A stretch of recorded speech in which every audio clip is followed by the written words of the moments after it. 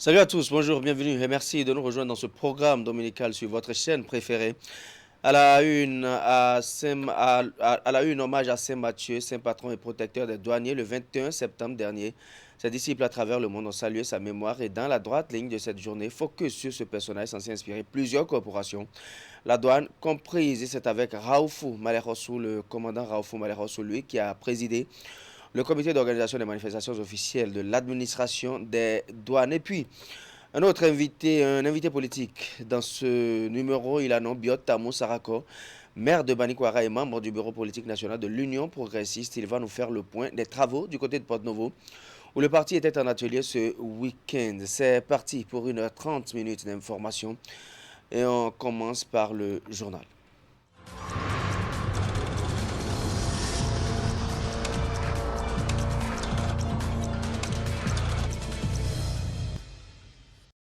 Au sommaire, week-end riche en animation politique, 4 partis politiques notamment se sont illustrés. Et on parlera dans ce journal de l'université de vacances du bloc républicain, de même que les assises de l'Union progressiste qui se tiennent depuis hier autour d'un programme quinquennal 2021-2026. Mouel Vénin n'a pas été du reste et l'UDBN non plus. Ces femmes ont pris part à un symposium sur le militantisme féminin. Et puis, un deuxième pont pour Romé, c'est dans l'arrondissement de Godomé. Les travaux ont démarré depuis peu afin de doter ce quartier d'un nouvel ouvrage de franchissement. Hervé Récomin, le ministre des Infrastructures, est allé voir et s'assurer que tout se passe comme il se doit. Toujours dans ce journal des problèmes dans la fourniture de l'énergie électrique à Cotonou, à l'origine un dommage causé par une entreprise en charge des travaux d'asphaltage. Le directeur général de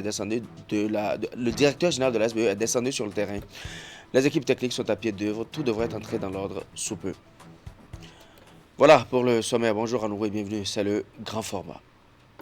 Le parti Union progressiste se prépare activement pour conquérir et gérer le pouvoir d'État pour le quinquennat 2021-2026. Dans ce cadre, des membres étaient ce week-end à Porto-Novo pour un atelier qui s'est justement penché sur l'élaboration du programme quinquennal de gouvernement du parti pour 2021-2026. Le point de l'ouverture des travaux dans ce reportage. Près de 300 militants comprenant membres du bureau politique, députés, ministres, maires, militants et responsables à divers niveaux ont répondu présents à l'appel de leur parti, l'Union progressiste. Ils sont conviés à Porto-Novo pour un atelier préparatoire à l'élaboration du programme quinquennal de gouvernement du parti pour 2021-2026. Comme vous le constatez, le thème répond bien aux circonstances actuelles. Vous ne serez nullement surpris d'apprendre en effet que l'UP va présenter et soutenir un candidat à la prochaine élection présidentielle. C'est une logique tout à fait claire et évidente. C'est aussi une logique justifiée que l'UP se doit, par ses réflexions et ses propositions concrètes et réalistes, de contribuer à l'élaboration du futur programme de gouvernement de ce candidat que nous devons conduire inexorablement à la victoire.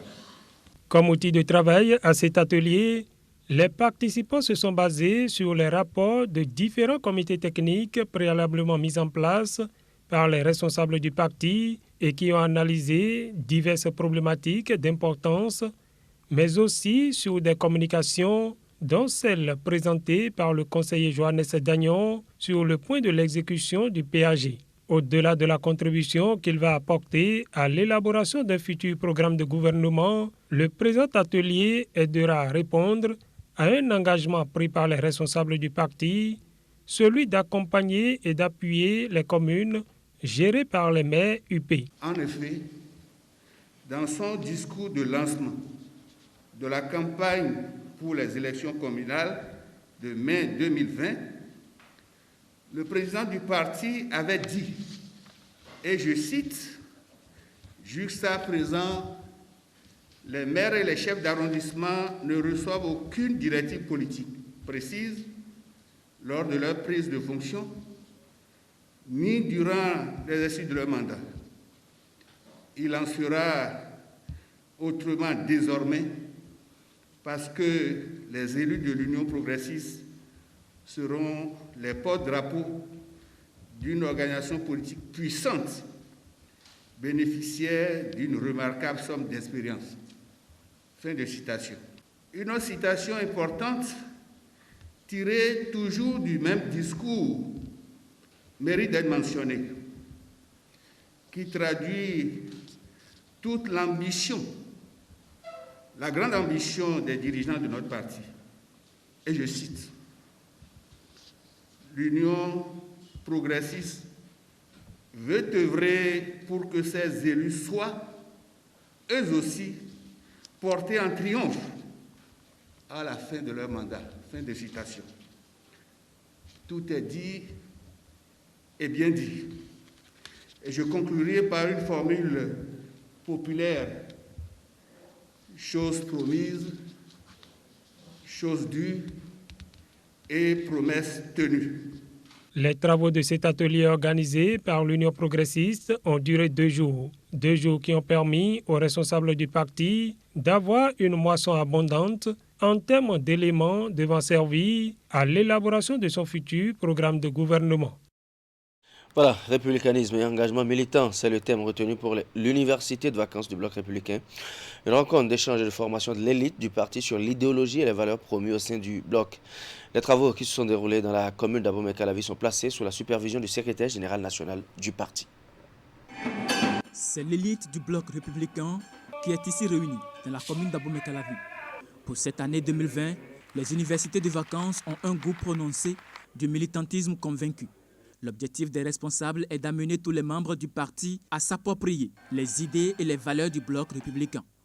L'université de vacances de ce jour vient révéler et creuser les idéaux ainsi que l'orientation politique de notre parti, le Bloc républicain.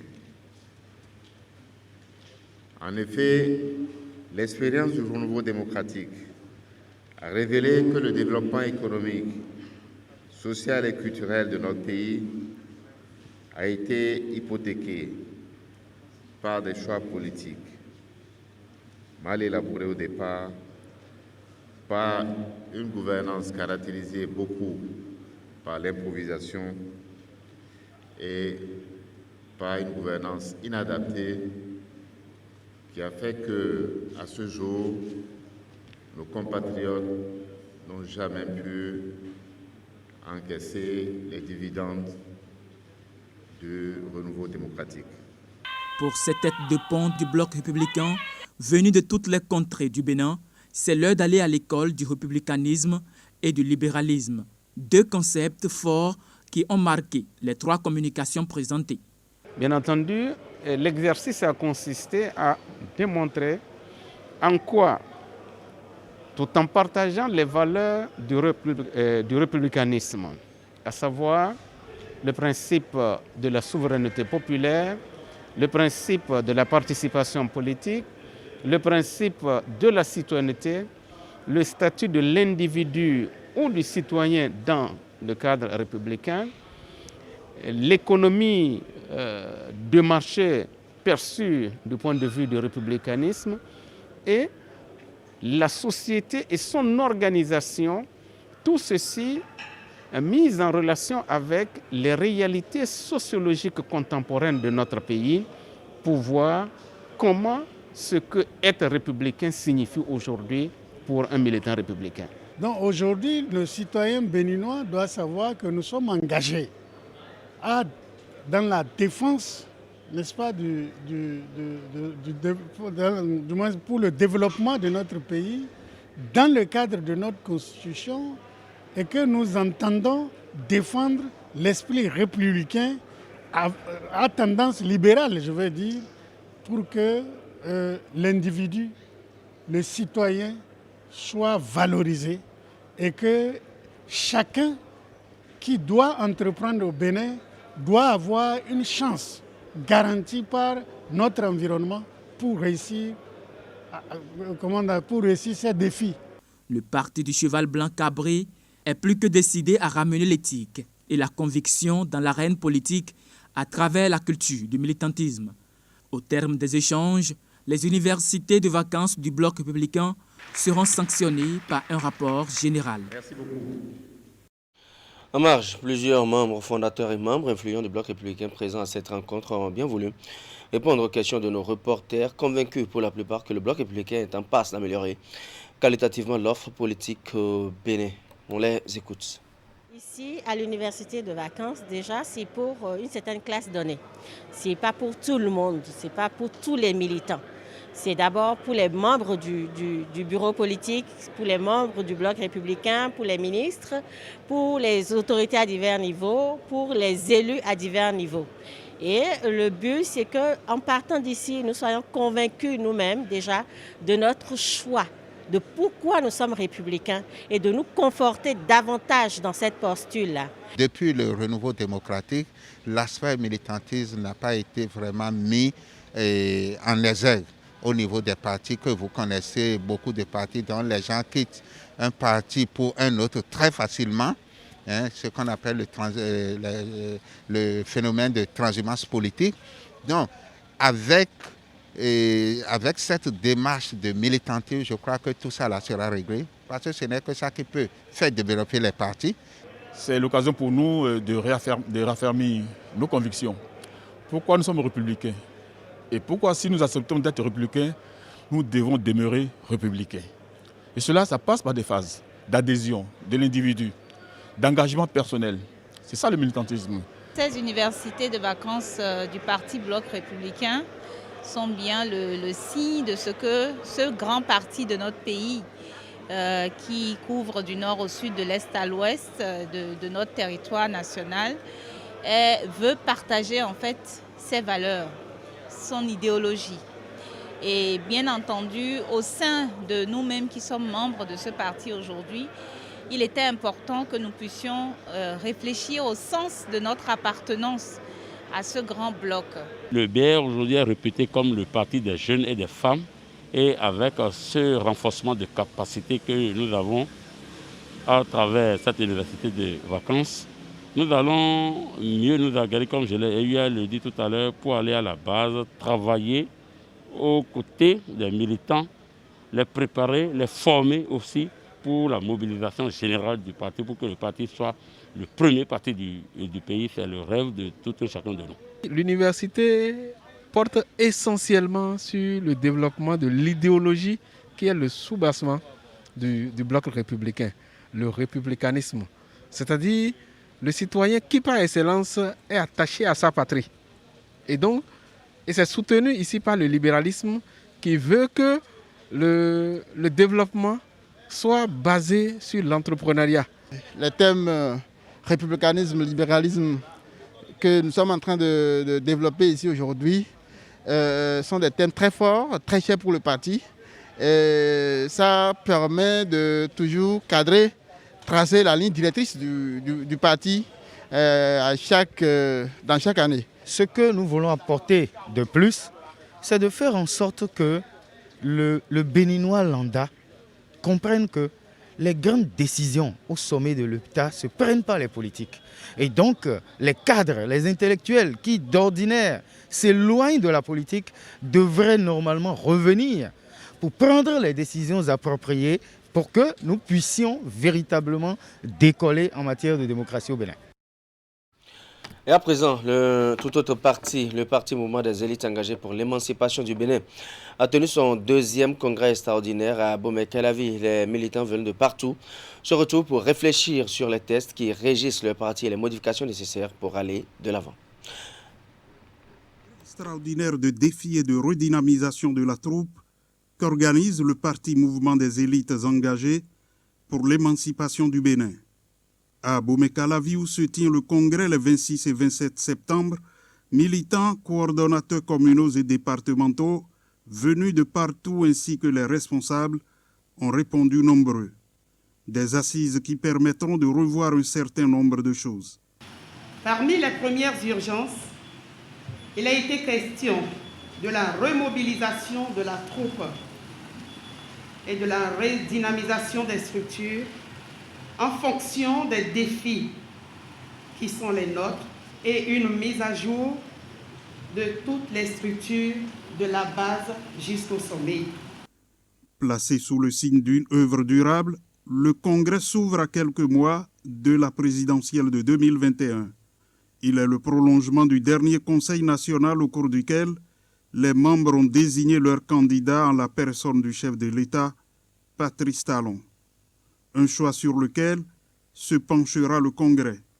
Conformément aux dispositions de nos statuts, cette désignation doit être validée par le Congrès et c'est tout le sens de notre rassemblement de ce jour en ce lieu au nom évocateur privilège. Chères militantes et militants, vous avez eu un privilège. Vous êtes un privilège pour ce pays. Merci à privilège. Nous sommes donc réunis pour soumettre à l'approbation de cette instance décisionnelle de notre parti la désignation du parti objet du Conseil national du 9 août dernier. Le président du parti Moël Bénin, Jacques Ayadji, a salué l'engagement et la détermination des militants malgré les moments difficiles traversés. Pour lui, c'est cette motivation qui caractérise les membres du parti. C'est pour l'avenir de notre pays que nous travaillons. Je vous félicite et vous suis reconnaissant d'avoir compris et intégré qu'il n'y a pas de chemin de réussite qui ne soit parsemé d'embûches.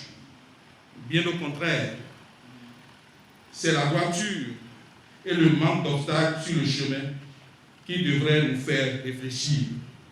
Mais retenez et intégrez définitivement que c'est avec foi, clairvoyance et persévérance que nous surmonterons les obstacles à l'œuvre de construction pour laquelle nous nous sommes engagés, dans le seul but de nous organiser et nous outiller à servir notre cher pays, le Bénin.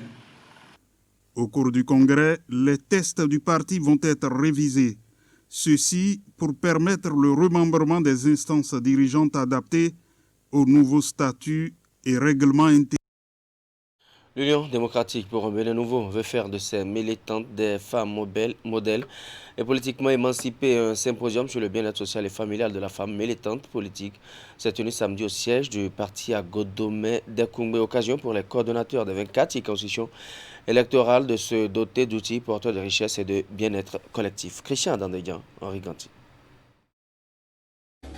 Une université d'été en août et un mois plus tard, ce symposium scientifique pour débattre du bien-être familial et social de la femme militante politique.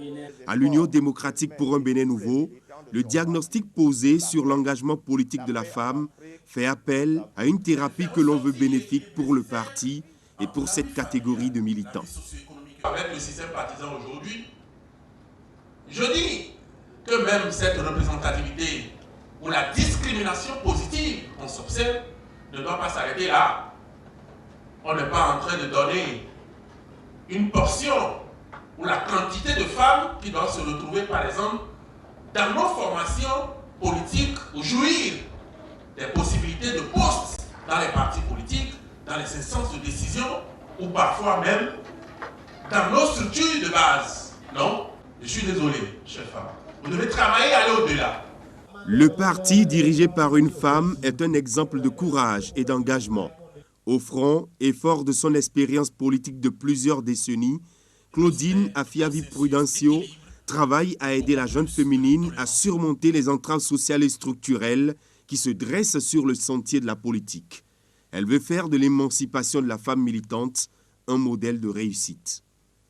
Nous avons fait un choix, le choix délibéré de nous préoccuper de la vie de la femme militante avec ses spécificités, avec ses contraintes, avec la taille du rôle qui est le sien, aussi bien dans la vie familiale, professionnelle que dans l'arène politique. La femme militante mérite une attention bien particulière, sans discrimination. Loin des enjeux électoraux, l'Union démocratique pour un Bénin nouveau accorde du prix aux activités scientifiques pour un nouvel horizon de la politique nationale.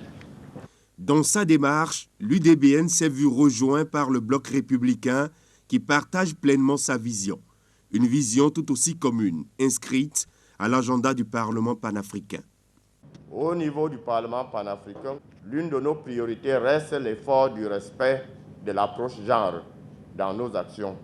Cela se note dans les exigences que sont faites aux États membres de toujours impliquer la femme aux côtés de l'homme à l'occasion de la représentation dans les instances, mais aussi dans les actions à mener.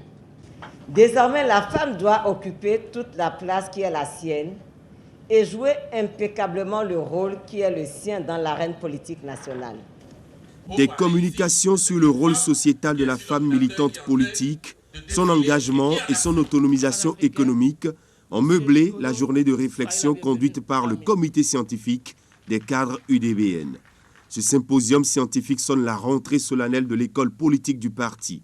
Cette activité est la première d'une série que l'UDBN compte organiser pour ainsi contribuer au débat national sur le militantisme, le rôle et la responsabilité des partis.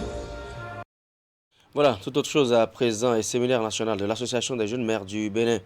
L'événement est à sa 3e édition et se déroule à Lokossa dans le département du Mono autour du thème « Les richesses territoriales au profit de l'emploi des jeunes, contribution des jeunes maires ». L'ouverture officielle des travaux a eu lieu ce jeudi. S'ouvre ici, dans cette salle de conférence de l'hôtel de ville de Lokossa, principale ville du département du Mono, l'édition 2020 du séminaire national des jeunes maires du Bénin, Sénajamb.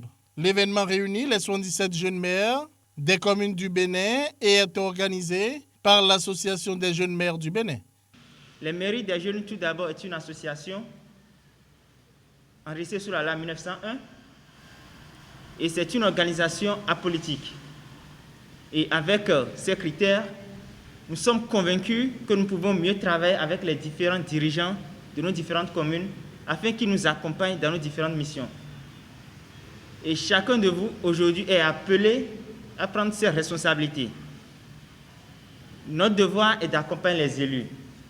Notre devoir est de travailler avec les organisations de la société civile. Notre devoir est d'accompagner, de travailler, de collaborer avec les ONG. Et notre devoir est d'être aux côtés de la population.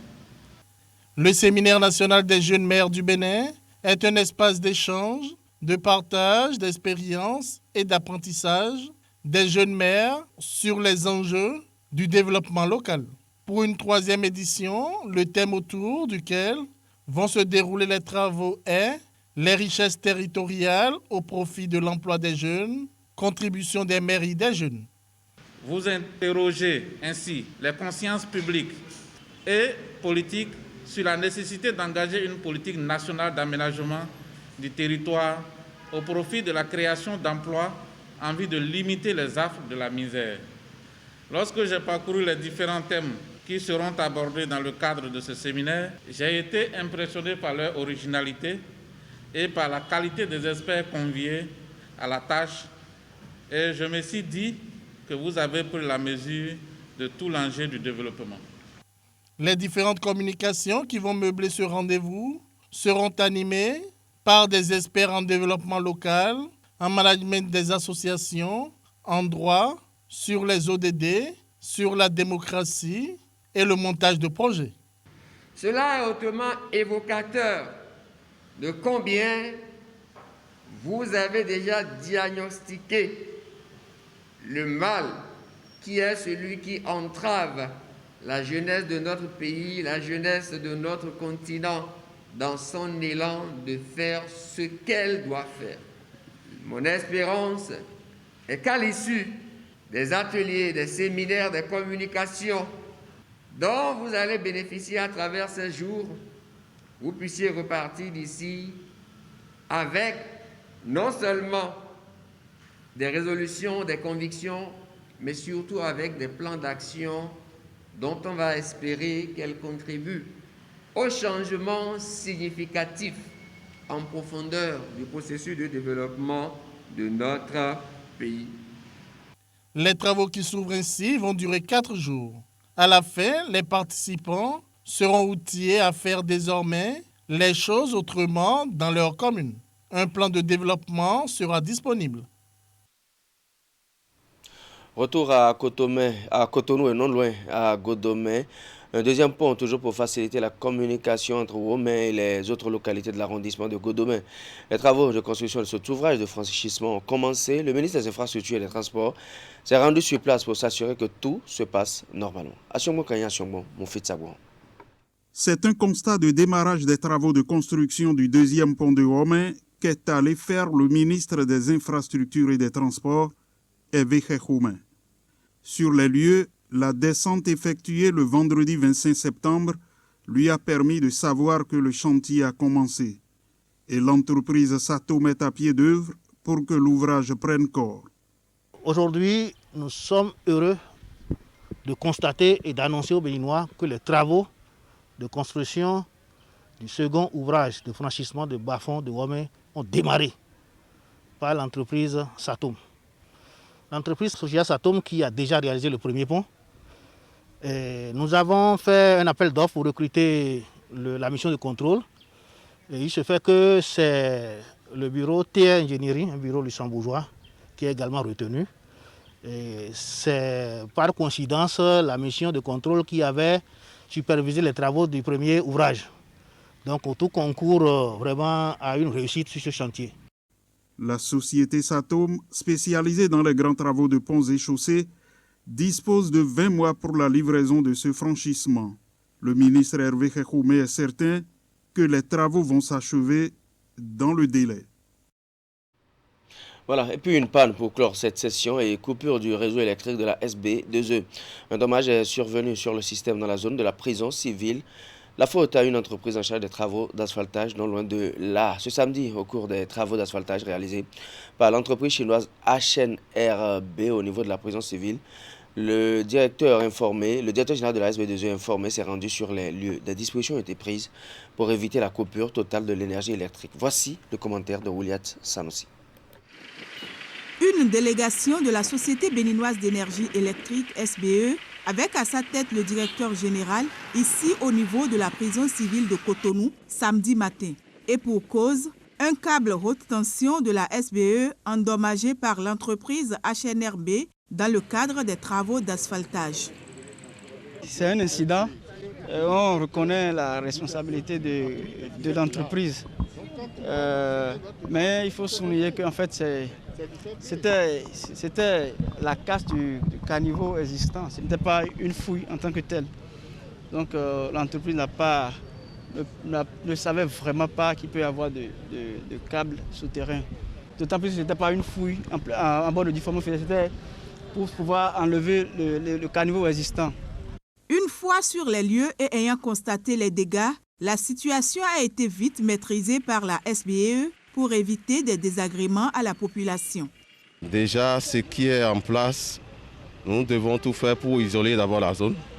Et puisque c'est une zone où on a plusieurs égouts d'évacuation des eaux usées de la prison qui se rencontrent. Donc il faut déjà dévier les eaux usées pour qu'il n'y ait pas contact entre les fils électriques et les eaux. Donc les travaux d'isolation ont démarré dans la journée très rapidement.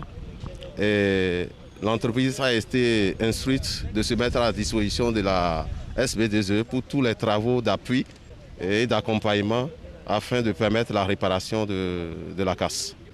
Mais bien avant, on a pris d'autres dispositions parce que c'est une câble haute tension pour contourner les dégâts et réalimenter les populations pour que l'impact soit vraiment circonscrit.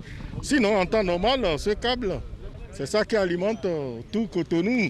Centre, comme vous le constatez, à Kpakpa, et en temps normal, ça continue vers Sémé, Porte-Nouveau, Wando, tout ça. Le directeur général de la SBE n'a pas caché son mécontentement face à la situation qui n'est pas une première. C'est très dommage. Et puis la SB2E, on va encore nous dire que c'est nous, mais on veut bien, nous, porter notre responsabilité, mais on veut aussi que les autres intervenants portent aussi leur responsabilité. Parce que c'est triste pour nous, nos clients, c'est très important. Et à chaque fois, on se fait dire, mais que fait la SB2E? Mais la SB2E essaie de faire tout ce qu'il faut. On va vraiment analyser actuellement le réseau et voir un peu pour éviter d'avoir des perturbations au cours des prochaines semaines. Mais en attendant la réparation complète, Jacques Paradis mentionne les dispositions à prendre. Les seules dispositions qu'on a actuellement, c'est de voir un peu comment on peut corriger ici le câble. Donc, on pense qu'on a pour environ 3 semaines de travaux pour réussir à réparer ce câble. Heureusement, on a une autre route pour alimenter une bonne partie ici de Cotonou. Mais bon, ça nous laisse seulement une route pour les alimenter. Et le risque, c'est si la charge est trop importante le soir, on risque d'être obligé de faire du délestage. Donc, on va vraiment analyser actuellement tous les départs, comment ça peut être alimenté pour éviter des désagréments pour les clients. Mais malgré tous les efforts qu'on a faits, malgré le fait qu'on collabore avec les ministères du cadre de vie et du ministère des Infrastructures, on a des entrepreneurs qui n'ont pas nécessairement respecté les consignes qu'on leur a énoncées, qu'on leur a dit lundi. On a publicisé, ça fait plusieurs fois qu'on les rencontre. Bon, et ça prend un bris important comme ça pour peut-être conscientiser. La Direction générale de la SBE renouvelle une fois de plus sa disponibilité à accompagner les entreprises pour éviter à l'avenir des casses au niveau de ces installations électriques. Voilà donc, fin du journal. Merci de nous avoir suivis. On fait une pause, le temps d'installer notre premier invité et on revient.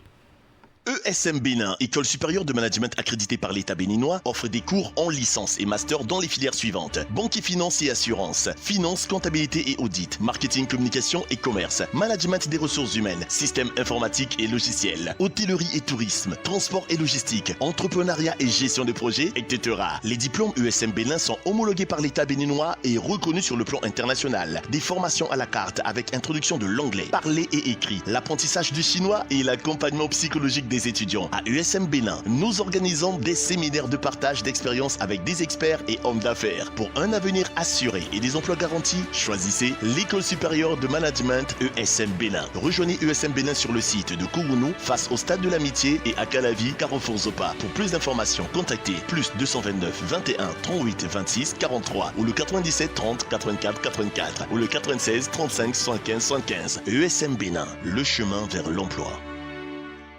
Envie de fraîcheur? Recherchez-vous des climatiseurs de qualité à basse consommation d'énergie électrique? La solution, c'est Airfroid Technologies. Airfroid, ce sont des climatiseurs écologiques, silencieux et surtout très économiques. Nous disposons aussi de la marque Galanz. Découvrez la toute nouvelle technologie, les climatiseurs inverteurs. Une technologie exceptionnellement élaborée pour les zones de forte baisse de tension. Ils sont aussi élégants que silencieux. Vous ne serez que séduit par la qualité de leur fraîcheur et surtout leur très faible consommation électrique. Une technologie entièrement tropicalisée, pièces de rechange disponibles.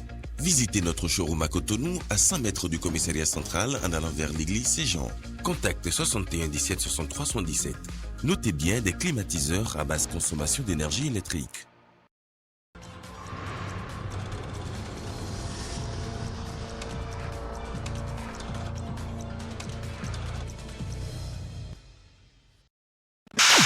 À l'image de ces enfants errant dans certains feux tricolores à Cotonou, ils sont nombreux à mendier au niveau des carrefours stratégiques des grandes villes du Bénin à longueur de journée. Une pratique qui se perpétue de jour en jour et qui n'est pas sans répercussion sur le développement de la cité. Il faudrait que nos gouvernants, les décideurs par rapport à ces cas-là puissent penser effectivement à ces enfants et qu'on ne les laisse plus pavaner comme ça dans les rues. Des constats justifiés faits par ces usagers. Cette route, dont la construction est lancée depuis, est loin de s'achever. Elle constitue la source de plusieurs cas d'accidents dramatiques et qui sont des causes de désagréments. Qui termine la route, l'état de la voie, ce n'est pas bien. Les fonctionnaires en souffrent, la population en général en souffre. S'ils veulent finir, ils n'ont qu'à finir. Que ça date longtemps. Une route ne peut pas faire 5 ans de construction. Cette voie-là traîne. Et à ça, beaucoup d'enfants du CG, la verdure, ont trouvé la mort. Des femmes ont trouvé la mort. Il y a une femme en état qui allait à la consultation et qui a fait accident et qui est décédée sur cette voie-là. La voie nous crée trop de dommages. Nous ne connaissons pas la vraie cause. Est-ce l'entreprise ou bien si c'est l'État, on ne sait pas. C'est devenu une tradition. Après une élection, la Commission électorale nationale autonome Sénat mesure les forces et les faiblesses en vue de l'organisation des élections prochaines. L'organisation d'une élection est une opération très complexe, comportant plusieurs défis à la fois d'ordre politique, stratégique, organisationnel et matériel. Les mauvaises langues croient que nous sommes, comme ils le disent, les marionnettes du gouvernement. Nous ne prenons aucun franc du gouvernement ni auprès de ses ministres, parce que ça ne leur suffit même pas avant de nous donner. Donc tout ce que nous faisons, nous le faisons à cause de Dieu et nous remercions ceux qui nous aident. Mais on n'a pas refusé. Quand le gouvernement dit je vous aide, personne ne rejette le don. Mais s'ils ne donnent pas, nous ne sommes pas des mendiants. On dit d'obéir à ceux-là qui sont démocratiquement élus. Sauf, je dis bien sauf, s'ils nous disent de désobéir à Dieu et obéir à eux, on dit merde. Ça, c'est une réalité. Là, on marchera sur les cadavres pour chercher les vivants. Donc, on doit respecter si nous sommes des vrais musulmans. La fondation Malem Hossou n'est pas pour Malem Hossou. C'est le nom Malem Lessa Hossou. C'est un surnom donné par le roi Gaya depuis 1713. Donc, je remercie en passant notre frère, notre papa, Karim Da Silva, qui a eu le courage de me dire, sinon j'avais une ONG Amour. Et il m'a dit, non, le nom Malem Hossou là, il faut que ça soit une fondation. Et tous les musulmans, en partie, ont adhéré. Et même beaucoup d'imams sont avec nous, beaucoup d'alphas sont avec nous.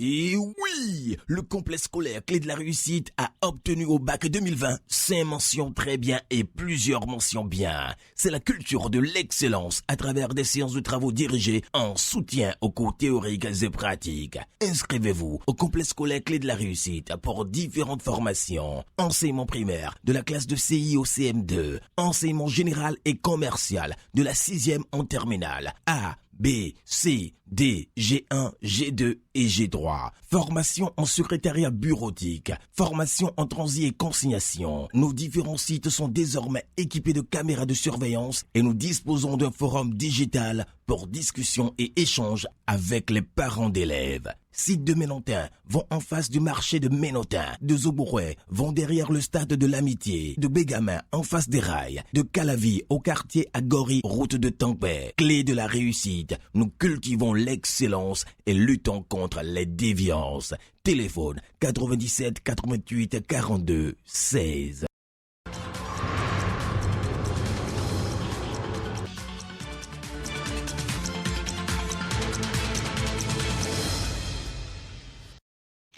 En plateau, Raoufou Malekhossou, commandant des douanes, président du comité d'organisation des manifestations de l'administration douanière dans le cadre justement de la fête de Saint-Mathieu. Déjà, bonjour.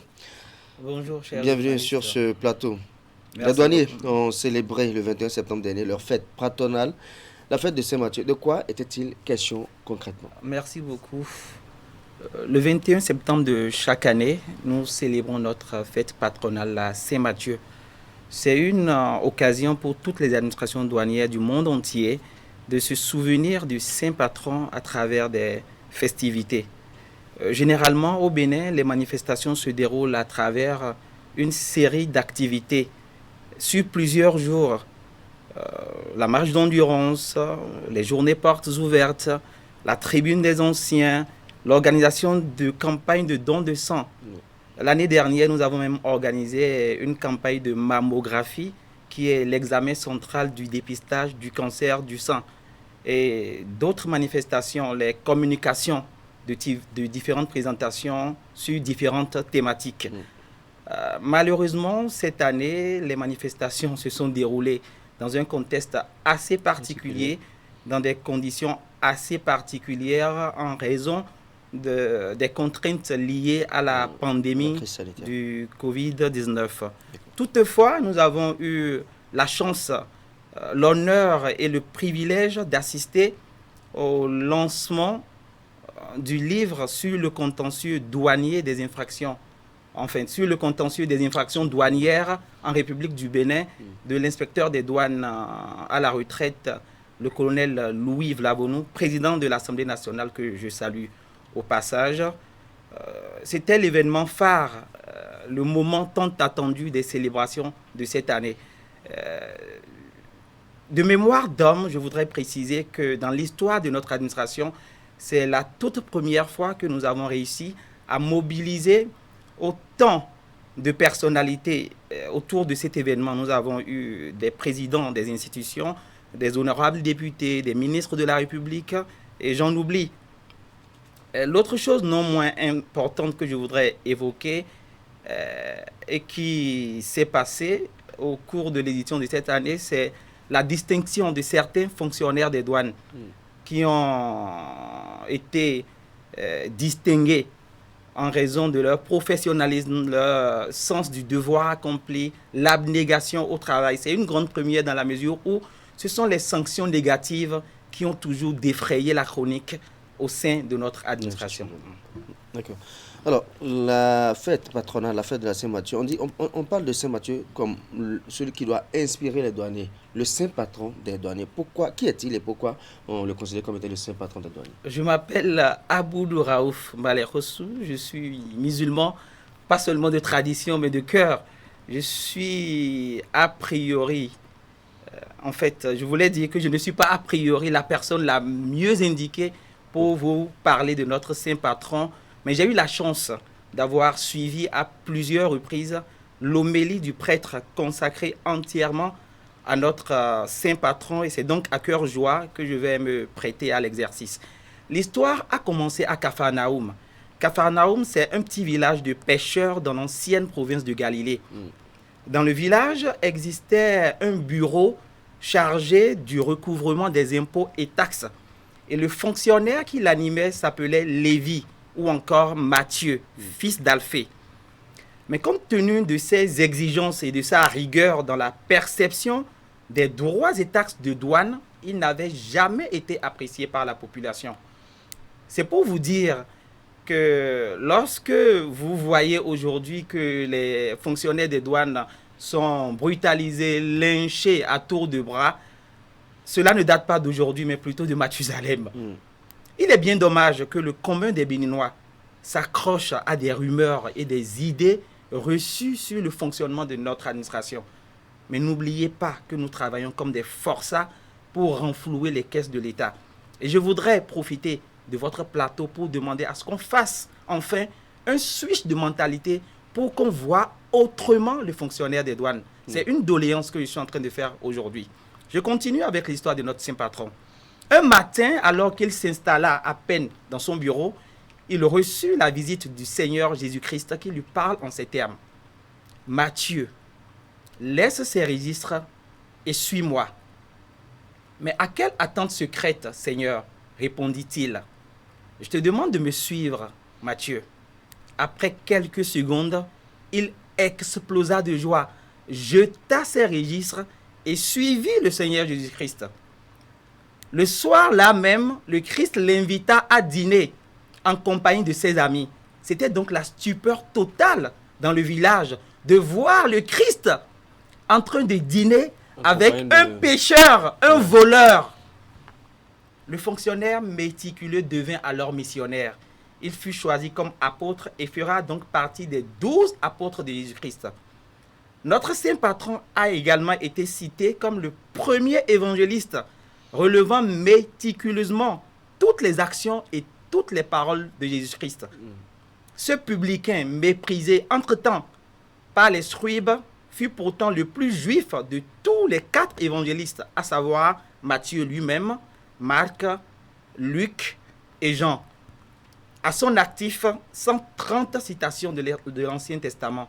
La tradition orale nous enseignera plus tard que c'est lui qui a évangélisé l'Éthiopie. Donc voilà ce que je peux dire sur l'histoire de notre saint patron. Du saint patron des douaniers, Saint Matthieu. Il a été procédé dans le cadre de cette célébration à une sorte de revue des performances de l'administration douanière pour 2020. Qu'est-ce qu'on retient là-dessus? Au titre des performances, il convient de noter que notre administration, à la date du 31 août 2020, a réussi à mobiliser une somme de 220 milliards de francs CFA, ce qui correspond à un taux de réalisation de 75% lorsque nous tenons compte des prévisions initiales. Alors que le FMI, lors de sa revue, ne nous créditait que de 60%, à juste titre, dans la mesure où il y a la crise avec le Nigeria et la crise à laquelle est venue s'ajouter, je vais y arriver, la pandémie, sanitaire. La crise sanitaire qui a frappé de plein fouet toutes les économies du monde entier. Lorsque je fais une comparaison par rapport aux prévisions révisées qui se chiffrent à 210 milliards de francs CFA, nous passons d'un taux de réalisation de 75% à 102,6%. C'est hallucinant dans la mesure où le Nigeria a fermé ses frontières depuis bientôt 13 mois. Réussir à mobiliser 220 milliards de francs CFA sur 210, on note là une plus-value d'environ 10 milliards de francs CFA. C'est loin d'être une sinécure. C'est une performance qu'il faudra vraiment saluer. Et ce que je voulais toujours dire dans ce cadre est que la réalisation de cette performance est bien évidemment liée à une combinaison de facteurs. 1. Le leadership éclairé du directeur général des douanes et droits indirects, le docteur Charles Inoussa Saka Bokor, appuyé constamment par le ministre de l'économie et des finances, qui a cette magie, cette facilité de transformer le médiocre en précieux. Je ne suis pas ici pour dresser le tableau idyllique de toutes les actions phares dirigées et menées par notre ministre de tutelle depuis sa prise de fonction en 2016. Les résultats parlent d'eux-mêmes. L'autre chose que je voudrais évoquer et qui constitue un facteur essentiel, c'est la maîtrise de la valeur en douane des marchandises. Il est difficile, voire impossible pour un commissionnaire en douane agréé d'éditer, de présenter une déclaration en douane avec de faux documents. La détermination de la valeur en douane se fait aujourd'hui de façon efficace et efficiente. Et par conséquent, les droits et taxes de douane sont perçus de façon optimale. L'autre chose que je voudrais évoquer toujours dans ce cadre, c'est la lutte contre les déversements frauduleux. Le transit des marchandises se fait aujourd'hui via un système de géolocalisation. Il n'est plus possible de déclarer des marchandises en transit et de les reverser, de les déverser sur le territoire national. Il y a également le déploiement des scanners au port de Cotonou et au niveau de la recette des douanes de Ila-Kondi. Le scanner, non seulement est un système qui permet d'avoir plus de célérité dans les opérations de dédouanement, mais il constitue également un caractère dissuasif. Il revêt un caractère dissuasif dans la mesure où l'orientation des déclarations en douane se fait de façon, enfin vers les inspecteurs des douanes se fait de façon aléatoire, tandis que l'orientation vers les circuits de dédouanement se fait de façon automatique. Lorsque votre marchandise passera au scanner, vous-même vous ne le savez pas. Il suffit juste d'éditer la déclaration et c'est le système qui envoie votre marchandise, qui cible votre marchandise en fonction du contenu de la cargaison vers un circuit de dédouanement qui va obliger le scanning de cette marchandise.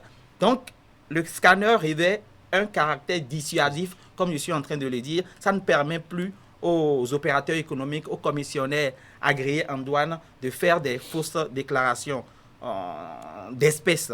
Il y a l'assainissement du milieu des commissionnaires agréés en douane. Il n'est plus possible aujourd'hui de faire des bêtises qu'on avait l'habitude de faire par le passé. Et à ce titre, je voudrais saluer le partenaire technique Bénin Contrôle qui nous appuie beaucoup, surtout pour ce qui concerne les contrôles de cohérence au niveau des déclarations. Il y a également la dématérialisation des procédures de dédouanement. Le contact entre l'usager et le fonctionnaire des douanes est souvent source de corruption et par conséquent entraîne également des goulots d'étranglement, une baisse de recettes comme vous êtes en train de le dire. Mais aujourd'hui, avec le guichet unique des opérations de commerce extérieur, vous avez la possibilité de suivre vos transactions via votre téléphone portable. Il y a une application que nous appelons Web Tracker qui vous permet de suivre aisément vos transactions à travers des notifications que vous recevez au fur et à mesure de l'évolution du processus. C'est quelque chose qui était impossible il y a encore quelques années, mais on a toujours dit que la différence entre le possible et l'impossible, c'est la volonté. Et le seul endroit où vos rêves demeurent impossibles, c'est quelque part ici, dans votre tête. Il y a l'optimisation de la gestion des risques, avec à la clé la mise en place d'un système de sélectivité à un taux réduit. L'augmentation de façon exponentielle du volume des voyages et des transactions commerciales signifie que nos ressources sont de plus en plus limitées. Il faut donc penser à une autre méthode de contrôle. Et la gestion des risques apparaît aujourd'hui comme la clé de voûte permettant de sécuriser, la clé de voûte permettant de déployer en même temps la gestion, je vais y arriver, le contrôle des marchandises, la sécurité des marchandises et la célérité dans les opérations de dédouanement. Aujourd'hui, nous avons un système qui nous permet de faire tout ceci en une seule fois. On nous a toujours dit que la capacité d'une administration douanière à anticiper les risques, à évaluer les risques le plus tôt et le plus efficacement possible contribue, est indispensable, j'allais dire, à une gestion efficace des frontières. Voilà autant d'éléments qui nous ont permis d'avoir ce résultat. Et nous avons fait preuve de résilience. Nous avons anticipé. On n'a jamais su que cette fermeture des frontières allait durer plus de 13 mois. Mais nous avons anticipé, nous avons essayé d'avoir un programme de contrôle moderne. L'OMD, dans ce sens, nous avait incité vivement à utiliser des procédures de contrôle prévues dans une administration douanière moderne. Que disent les directives dans ce cadre? Les administrations douanières devraient cesser de recourir exclusivement au contrôle des mouvements des marchandises et faire donc davantage appel à des procédures simplifiées et des systèmes de liquidation par l'entreprise. Pour y arriver, il faut nécessairement des préalables. Il y a la gestion des risques, comme je l'ai parlé tantôt. Il y a l'intensification de la collaboration entre l'administration des douanes et les opérateurs économiques. Il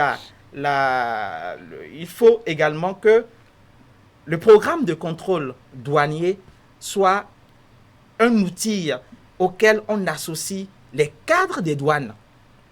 On ne peut pas faire une réforme aujourd'hui sans associer les cadres. Il y a la formation du personnel, la mise en place d'une législation et des procédures adéquates, l'utilisation maximale des nouvelles technologies de l'information et de la communication. C'est le moment de saluer notre deuxième partenaire technique, Webfontaine, qui fait beaucoup de choses pour nous accompagner dans le cadre de l'amélioration du climat des affaires au Bénin. D'accord. De toute façon, on a observé une amélioration des performances de l'administration douanière d'année en année, et ce depuis 3 ans. Période justement qui coïncide avec l'avènement aux affaires de ce qu'on considère comme étant la jeunesse. Est-ce là une sorte d'expression justement de la force de la jeunesse? Avant de répondre à cette question, je voudrais faire part de quelque chose de fantastique que nous avons réalisé. C'est la création en 2018 de 2 taxes. Lors de la création de ces taxes, nous avons constaté qu'il y avait une levée de boucliers. Mais aujourd'hui, tout le monde est content parce que les recouvrements qui ont été faits sur l'une des taxes, c'est ça qui permet la réalisation comment on l'appelle, l'avenue de la Marina. Oui, derrière la présidence, il y a la RAU, la redevance d'aménagement urbain. C'est une taxe qui est prélevée au taux de 0,5%.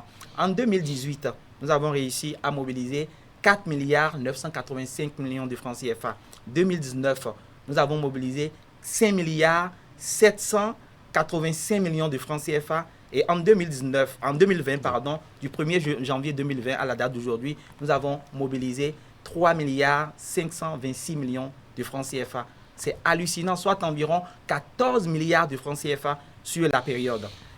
Pour ce qui concerne la RSC, la redevance de sécurisation des corridors, en 2018, nous avons mobilisé 5 milliards 65 millions de francs CFA. En 2019, 5 milliards 655 millions de francs CFA. Et en 2020, nous sommes à 2 milliards 406 millions de francs CFA, soit environ 13 milliards de francs CFA de 2018 jusqu'à ce jour.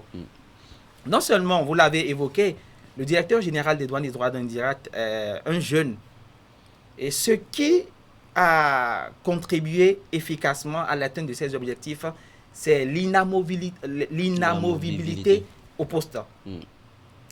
Il a eu le temps de mettre en place un système, et c'est quelqu'un qui a déjà eu le temps de faire les postes les plus sensibles de notre administration. Donc, au niveau de toutes les directions techniques, au niveau des différents postes, que ce soit receveur, chef brigade, chef service d'intervention rapide, il sait un peu ce qui se passe au niveau de tous ces compartiments, de toutes ces composantes.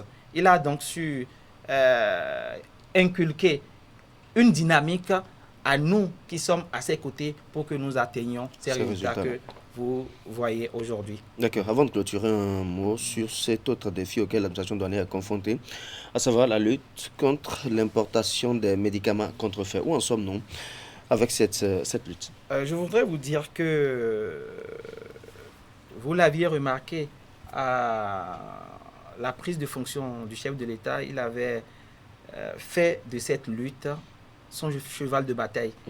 Et on ne peut pas lutter contre l'entrée frauduleuse des faux médicaments sans l'accompagnement de l'administration des douanes. Aujourd'hui, l'OMD a eu à faire, en fait, je ne vais pas dire un contrôle, je vais dire c'est en quelque sorte une évaluation des différentes administrations dans le monde entier dans le cadre de la lutte contre l'entrée des médicaments contrefaits. Et à ce titre, je puis vous dire que l'administration des douanes a occupé une place de choix. Les résultats officiels seront présentés le 6 octobre prochain. Sur 99 pays en compétition, l'administration des douanes béninoises, le Bénin, vient en 13e position. Et lorsqu'on tient compte du classement en Afrique, nous venons en 4e position. Et ça, c'est par rapport le classement a été fait en nombre de saisies.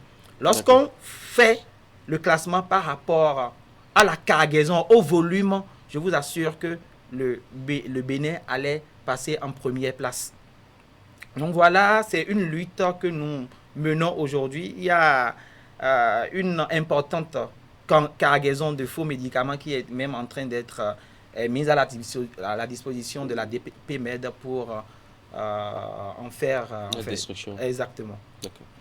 D'accord, merci. Pour finir, je voudrais vous rassurer, rassurer les téléspectateurs et tous les Béninois d'ici et d'ailleurs que les résultats que je viens de présenter ne constituent pas une fin en soi qui allait nous permettre de nous endormir sur nos lauriers. La recherche de la perfection continue. D'accord, ce sera votre mot de fin. Raouf Malé-Rossou, commandant des douanes, président du comité d'organisation des manifestations de l'administration douanière dans le cadre de la célébration de la fête patronale de la douane. Merci d'être venu nous voir. Je vous accompagne avec ceci. En septembre, vos super séries font leur grand retour. J'ai un bon pressentiment. Retrouvez l'amusante Jennifer sur Nollywood TV. C'est une très bonne nouvelle. Sur A+, vibrez au rythme des péripéties de Marem dans Maîtresse d'un homme marié. T'as coupé les ponts avec moi. Et laissez-vous emporter dans le tumulte des aventures de Mara. Septembre, c'est aussi le mois des découvertes. J'ai une surprise pour vous. Plongez dans l'univers de la nouvelle série interactive Lors de Ninki Nanka qui suit le parcours trépidant de deux amis que tout oppose. Pour la première fois, vous aurez le pouvoir de choisir la suite de la série en donnant vos avis sur Facebook. J'attends de voir ça. Rendez-vous sur les bouquets Canal+ pour un concentré de super séries. Pas besoin de me remercier. Réabonnez-vous vite. Ça y est, Phoenix et Canal+, c'est une réalité. Profitez désormais de la télévision avec Phoenix Power TV Plus 4 et Canal+.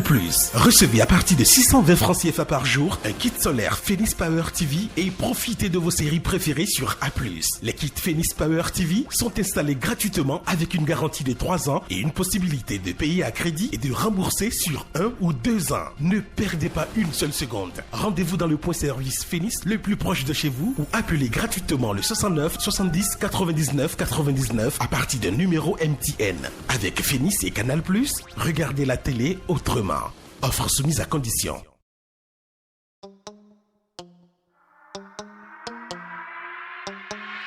On gâte le coin, prêt à enflammer la piste avec qui on va gâter le coin. Hey, je mets préservatif, kiss, le party est lancé, les meufs sont chaudes, toujours protégées, kiss bien au chaud, sourire de vainqueur, un regard protecteur, kiss toujours à Kiss. 6% de protection, ce soir y'aura plus de supposition. Y'a pas de supposition, juste la loi de l'attraction. Ce soir on est classé, fâché, glacé, kiss, toujours protégé. Kiss, toujours avec moi. Toujours sexy, toujours protégé.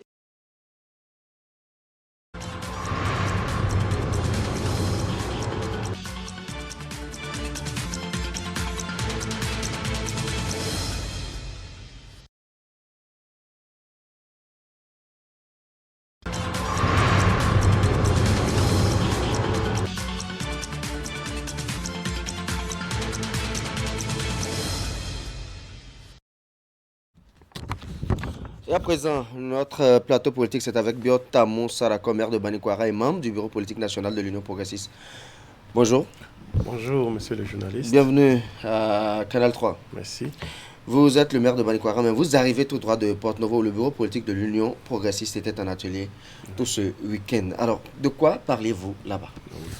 Depuis hier, l'Union progressiste est en atelier à Boycon, est en atelier à Porte-Novo, bien sûr, pour préparer l'élaboration du plan quinquennal de gouvernement de l'Union progressiste. D'accord.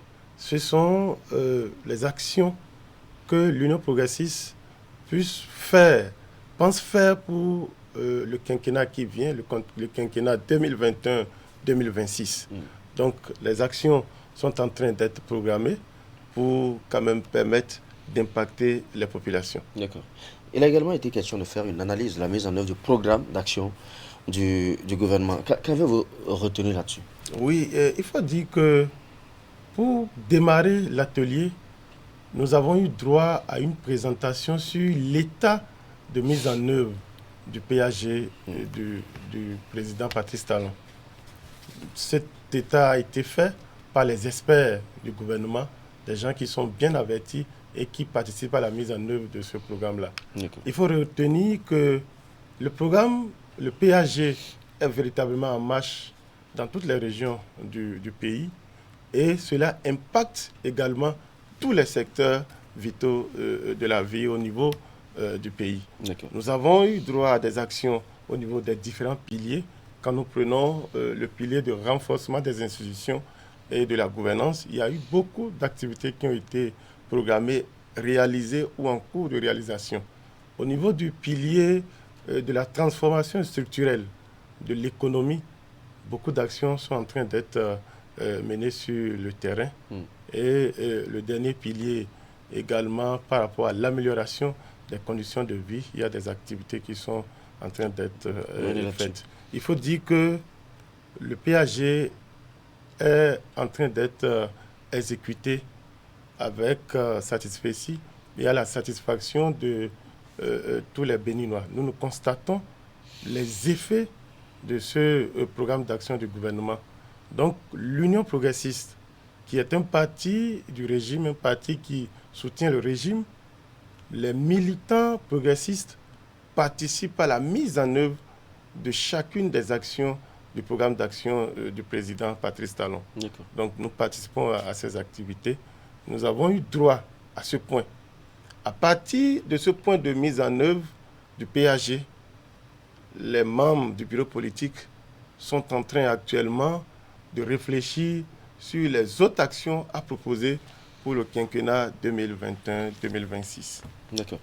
Alors, venons-en maintenant au programme de gouvernance dont vous parliez tantôt. En termes terre à terre, c'est quoi un programme de gouvernance? C'est pourquoi l'Union progressiste s'en préoccupe?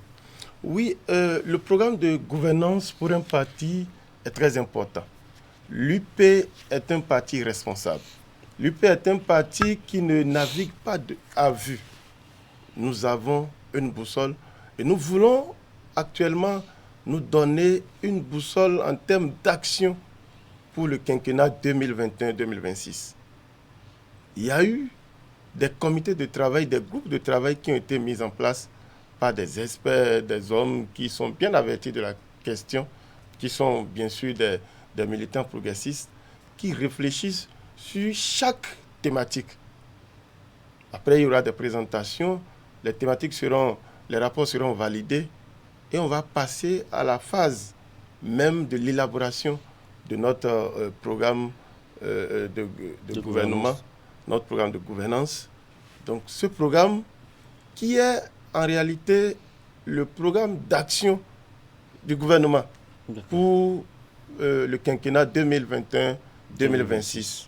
Parce que l'UP pense jouer véritablement sa partition pour la victoire aux élections présidentielles prochaines. On va en arriver là. Alors, où en êtes-vous par rapport à l'élaboration du programme de gouvernance? Quelle sera la prochaine étape? Où en êtes-vous et quelle sera la prochaine étape? Oui, actuellement, nous sommes en train de faire les différents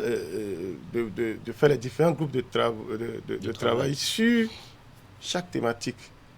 Ici, la thématique centrale est la gouvernance locale.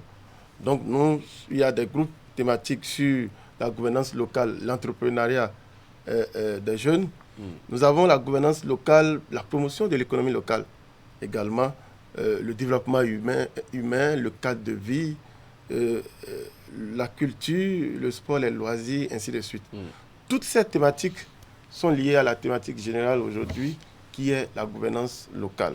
Donc, des actions seront proposées pour chaque thème. Il y aura des axes stratégiques, il y aura d'abord des orientations stratégiques, il y aura des axes, il y aura des actions qui seront proposées pour le programme quinquennal 2021-2026.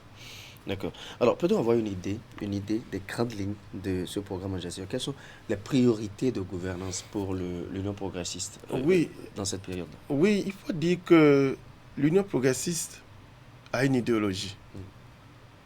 Toutes ces actions que nous allons, cette vision que nous allons décliner en action sera toujours en lien avec l'idéologie de l'Union progressiste.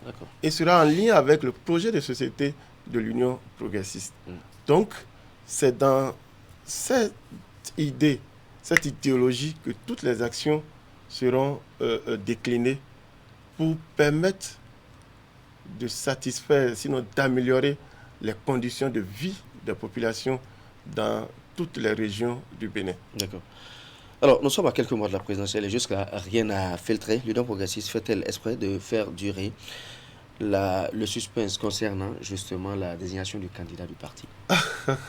L'Union progressiste ne fait pas durer le suspense. Nous avons un plan de travail que nous sommes en train d'exécuter. Et aujourd'hui, nous parlons de l'élaboration du programme d'action du gouvernement, du programme quinquennal 2021-2026. Alors, quelle sera la période, selon vous, pour la désignation du candidat de l'Union progressiste? Non, on n'a pas encore. Nous n'en sommes pas là pour le moment.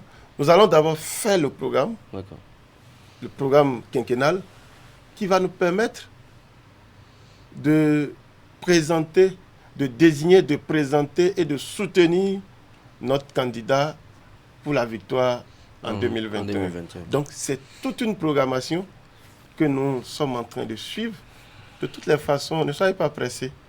L'Union progressiste a sa démarche de travail qu'elle suit pour quand même aboutir à un objectif précis. Un mot de Banikwara, avant de finir. On sait que vous devez votre réélection à un accord de gouvernance. Comment se passe la cohabitation? Oui, la cohabitation se passe très bien. Et la commune de Banikwara se porte également très bien parce que la gestion est une gestion participative que nous avons démarrée depuis déjà 3-4 mois. Donc, nous sommes en train de mener à bien nos différentes activités au niveau de la commune. Il faut dire que l'accord de gouvernance entre l'UP et le BR, on ne sent pas ça dans notre gestion quotidienne de la commune parce que avec les élus conseillers du BR, avec ceux de l'UP, nous avons tous la même vision, celle du développement de notre chère commune Banikwara. Et nous sommes dans cette lancée, nous sommes dans cette ligne pour que nos populations puissent sentir véritablement un changement dans la gouvernance locale pour la 4e mandature. 100 jours après votre élection à la tête de Banikwara, qu'est-ce qui a bien pu changer? Beaucoup de choses ont changé. C'est vrai, c'est la continuité. C'est la continuité pour moi. Mais ce n'est pas la continuité pour tous les élus communaux. Mais beaucoup de choses ont changé. Beaucoup de choses ont changé. D'abord du fait qu'il s'agit d'un accord de gouvernance. Cet accord de gouvernance a des exigences, donc de concertation entre les différents acteurs communaux que nous faisons chaque jour. Chaque mois, on se retrouve sur des questions d'actualité, sur des questions de développement de notre commune. Il faut dire que pour les 100 premiers jours, nous avons quand même pu montrer, je dirais, une différence par rapport à ce que nous faisions. Parce que, vous savez, maintenant, dans la dynamique, l'Union progressiste, particulièrement, accompagne les maires, les CA dans la gestion de leur territoire. Donc nous avons eu beaucoup de formations, beaucoup quand même d'éléments qui nous ont permis de changer le mode de gouvernance au niveau de notre commune. Et la population ressent ces différentes activités, ces différentes actions que nous menons chaque jour. D'accord. Ce sera votre dernière question. Je vais vous laisser conclure. On est à la fin de cet entretien. Je vous laisse conclure. Oui, je voudrais dire que l'Union progressiste est véritablement un parti responsable, un parti de masse, un parti qui est en train de prendre les aspirations de nos populations pour les transformer en programme de développement, en programme quinquennal de gouvernement. C'est ce travail que nous sommes en train de faire aujourd'hui. Nous demandons aux Béninois d'avoir confiance à l'Union progressiste et de travailler pour véritablement soutenir jusqu'à la victoire le candidat de l'Union progressiste. D'accord. Biosarako Tamou, maire de Bani Kouara, membre du bureau politique national de l'Union progressiste. Merci d'être venu nous voir. Mesdames, Messieurs, dans la suite, un autre plateau politique, Séfis Béo Agua, Aguiar, Séfis Béo Aguiar, je vais y arriver. Il est du Mouel Bénin. Il va nous parler du congrès extraordinaire que le parti a tenu ce week-end. Vous désirez faire des études universitaires prestigieuses et préparer des licences et masters d'État en management, comptabilité, finance, audit et droit. Rejoignez ISM Adonai au Bénin, à Cotonou, Calavi, Parakou et Porto Novo. ISM Adonai est certifié ISO 9001. Site web www.ismadonai.net. ISM Adonai, la marque d'une école prestigieuse. Nous prenons des mesures de sécurité pour vous et pour nous. Face au Covid-19, LBM Syste Location de Voitures vous protège. Nous mettons un point d'honneur sur le respect des consignes par nos conducteurs.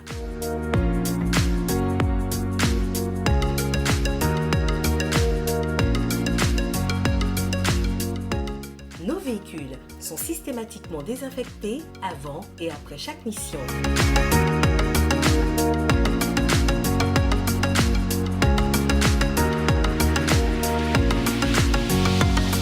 Faites-nous confiance.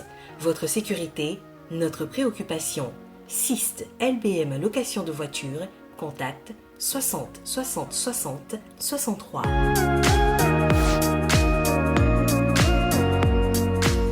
LBM.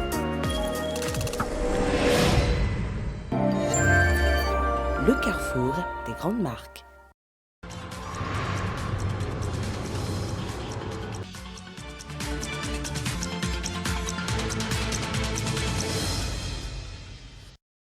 Retour en plateau et on reçoit pour vous Séfis Béo Aguiar. Il est le secrétaire général du parti Mouel Bénin. Et bonjour. Bonjour Monsieur Alagwe. Bienvenue sur ce plateau. On va parler du deuxième congrès ordinaire du parti Mouel Bénin. Quels sont les objectifs du congrès?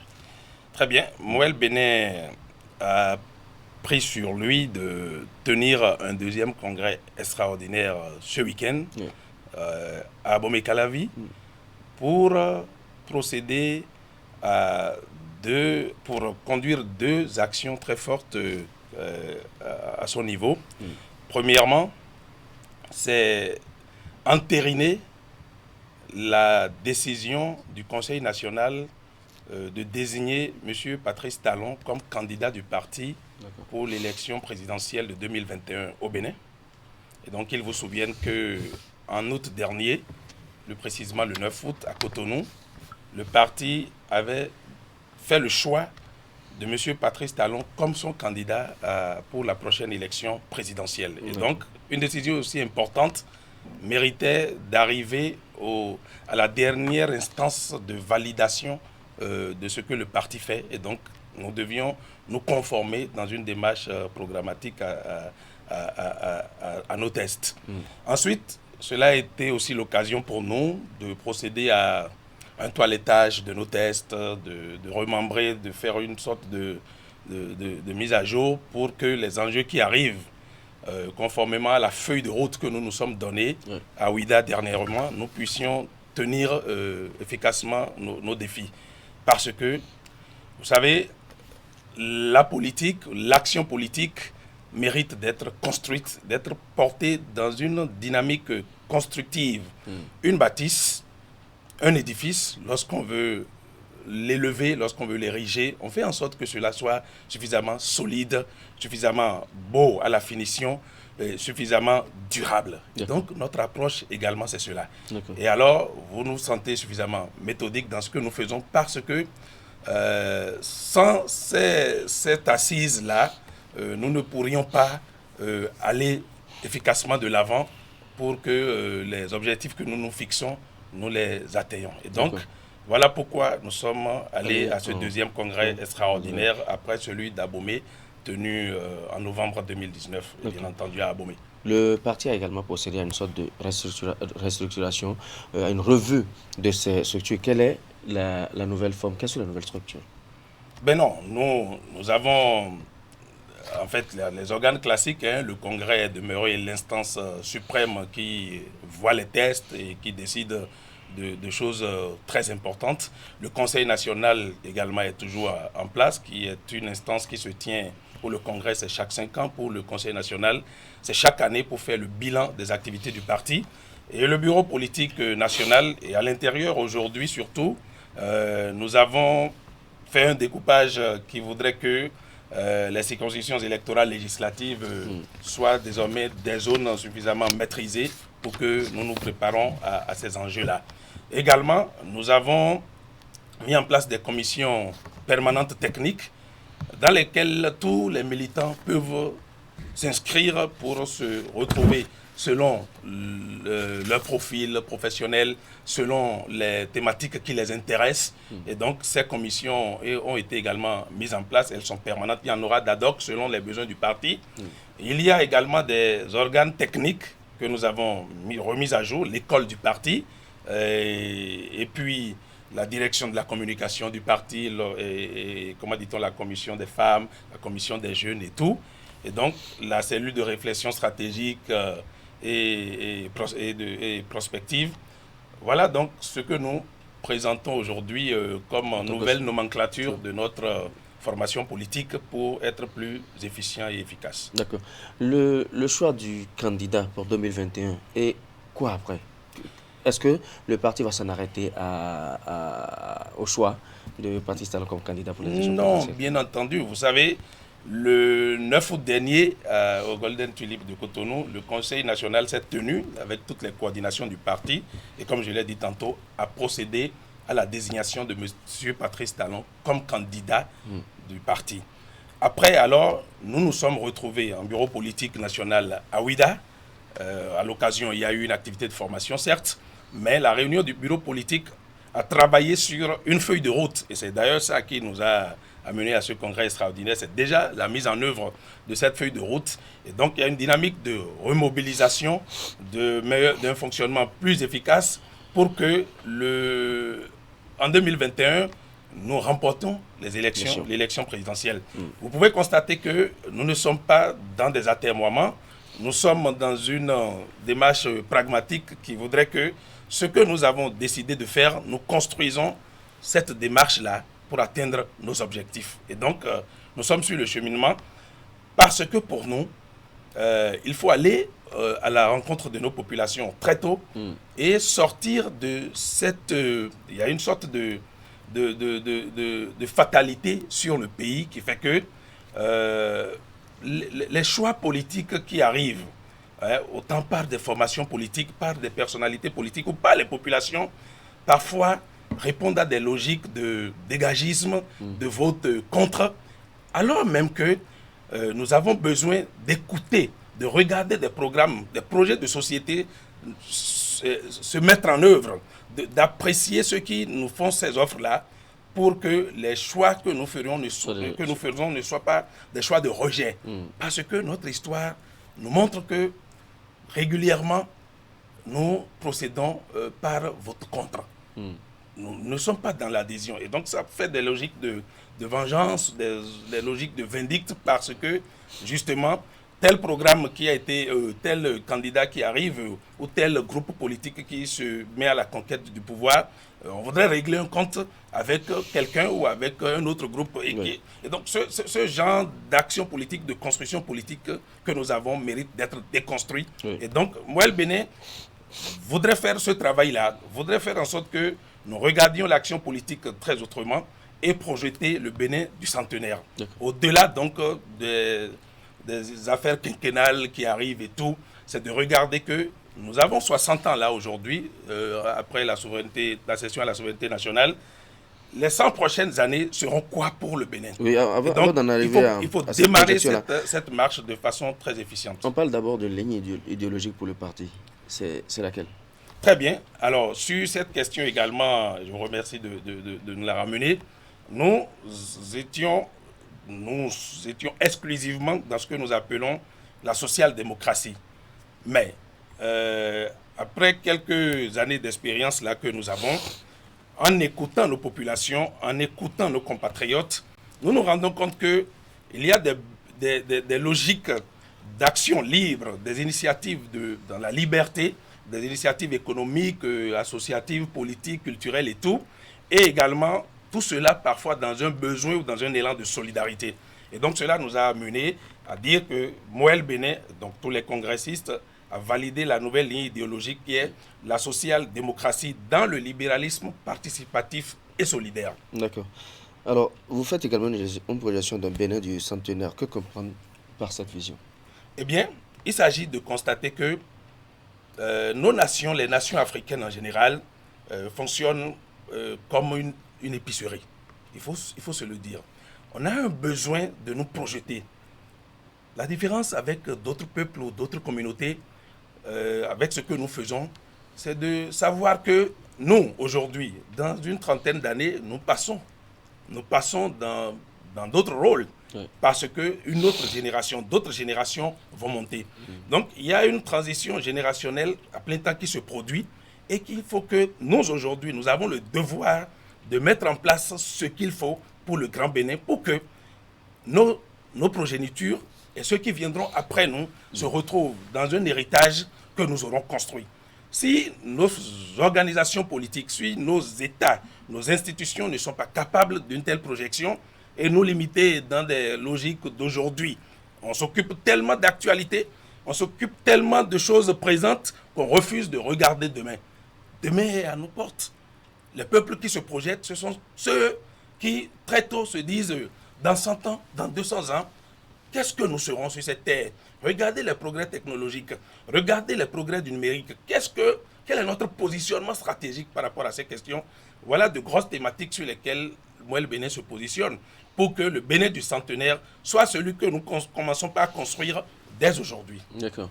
Voilà, on va finir cet entretien. Je vais vous laisser conclure. Eh bien, M. Alabé, je vous remercie. Je remercie Canal 3 de permettre de venir nous dire ce que nous avons fait ces derniers jours à Boumé-Calavi, qui nous a bien accueillis et où nous avons tenu des réflexions très importantes sur la vie de notre pays et sur la vie de notre organisation politique que nous avons réussi à nouveau à guérir par rapport à des défis que nous nous sommes donnés. Eh bien, merci de nous avoir invités. D'accord. Mesdames et messieurs, l'instant média tout de suite avec la revue de presse hebdomadaire et puis l'invité média juste après.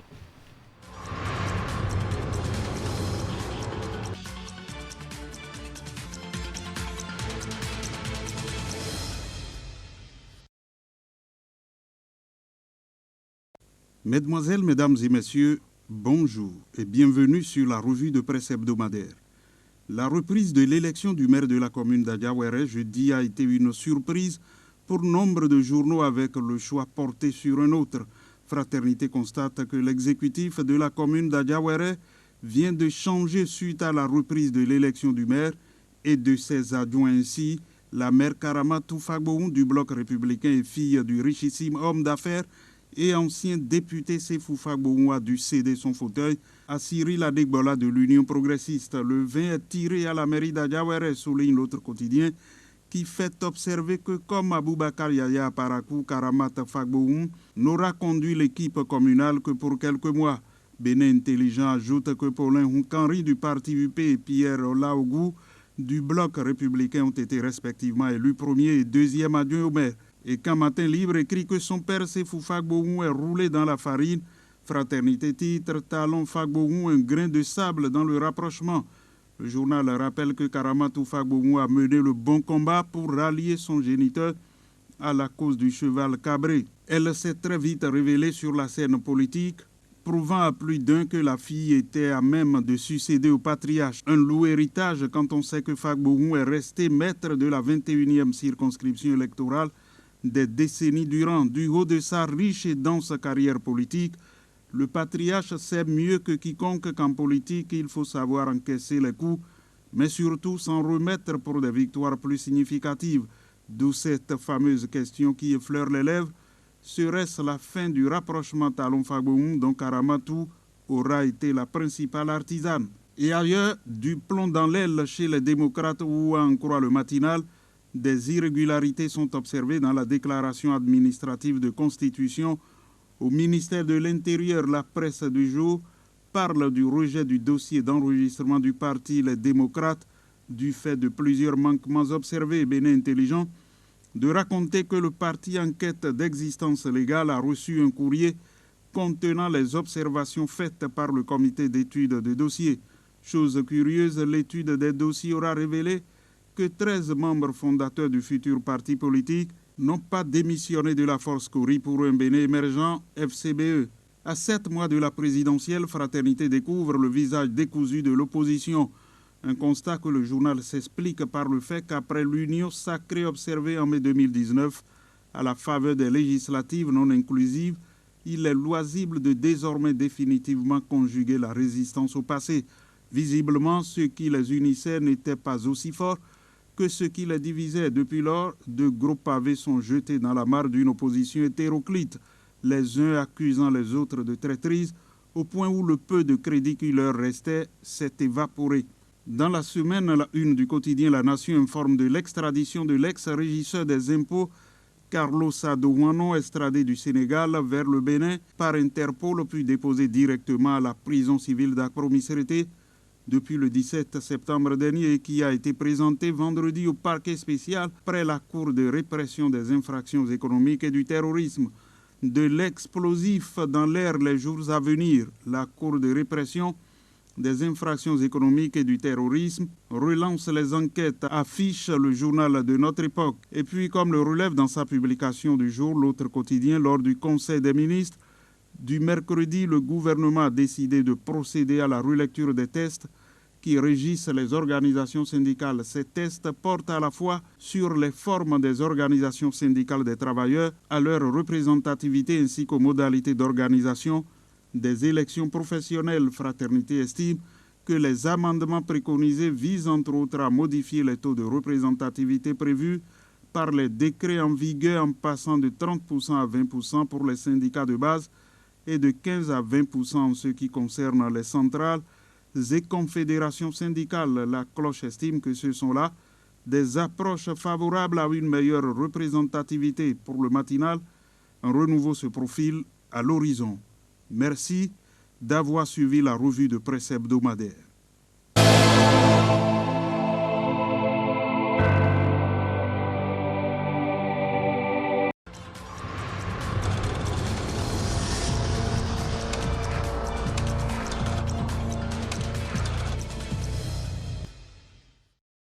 Voilà, c'était donc la revue de presse hebdomadaire avec Assiongmon Kani Anciongmon. En plateau, Arnaud Doumaou, on ne le présente plus, il est journaliste et analyste politique au quotidien Fraternité. Bonjour, bienvenue sur ce plateau. Merci. Avec vous, le tour de l'actualité politique notamment, et on commence par la plus brûlante. Ça cale quelque peu pour les démocrates, ils devront attendre pour avoir leur récépissé, le fameux sésame, censé consacrer leur existence légale, ne vient pas. Êtes-vous surpris? Je dirais d'abord que je ne suis pas surpris, parce que de toutes les façons, le ministère de l'Intérieur est resté dans le délai imparti pour faire des observations. Vous avez suivi également avec moi la sortie médiatique du parti Les Démocrates, où les ténors ont dit qu'ils ont pris en compte les observations du ministère de l'Intérieur et qu'ils vont s'atteler à apporter les réponses au ministère et en attendant la suite donc de l'obtention du récépissé provisoire et ensuite le récépissé définitif. Donc je dis que de ce point de vue-là, il n'y a pas de débat. Mais la question fondamentale qu'on se pose aujourd'hui, c'est la poursuite du ministère de l'Intérieur. Cette poursuite qui nous laisse un peu sur notre fin, sur ce que devait être l'administration. C'est-à-dire juste une formalité, une formalisation de pièces. Et par rapport à cela, on ne devrait donc pas s'attendre à des polémiques autant dans l'obtention d'un acte de naissance. Vous imaginez par exemple, lorsqu'il s'agit des concours de recrutement par exemple, on dit on veut recruter peut-être 100 personnes. Vous voyez qu'on dépose près de 2000 dossiers ou parfois plus parce que justement nous sommes dans un contexte où l'emploi se fait désirer. Et donc, dès lors qu'on lance un concours de recrutement, il y a des milliers de dossiers qui sont déposés. Et pourtant, cela se traite dans un délai très court. C'est-à-dire, donc, au niveau du ministère de la fonction publique, du travail de la fonction publique, les choses se passent très bien parce qu'il n'y a pas d'enjeu politique. Alors, jusqu'à quand nous irons donc à la politisation de l'administration où, dès lors qu'une formation politique dépose des dossiers donc pour l'obtention juste d'un acte de naissance, cela doit susciter autant de stress, autant de polémiques. C'est de ça qu'il s'agit. Cela dit, force devra rester à la loi. Il faut que les conditions prévues par nos tests pour l'obtention de ce respect, il faut que ces conditions, qu'on veille à ce que ces conditions soient respectées. Je ne suis pas contre, mais je dis simplement, si au niveau du ministère de l'Intérieur, les gens ne sont pas capables de vite traiter ces dossiers-là, alors là, qu'on attribue cela désormais au niveau du ministère de la fonction publique, où nous avons des cadres quand même rompus à la tâche, des cadres qui sont quand même en mesure de traiter des dossiers, puisque c'est une question de formalité, de traiter des dossiers et de vite rendre le verdict. Quand il y a un concours de recrutement, vous en savez très bien qu'on dit, voilà, vous déposez les dossiers à tel moment, vous composez à tel moment, et c'est de ça qu'il s'agit. Mais si au niveau du ministère de l'Intérieur,